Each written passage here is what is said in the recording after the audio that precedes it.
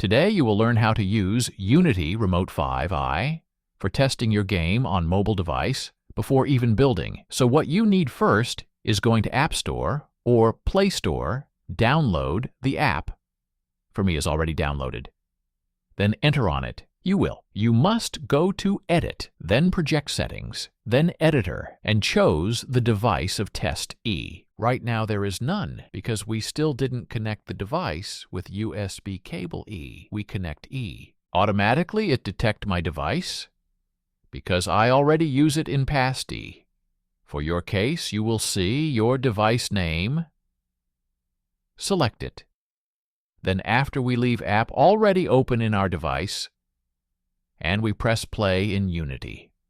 And there is it, the game is shown. And you can interact it with it. If it didn't work, there is possible cause of the problem.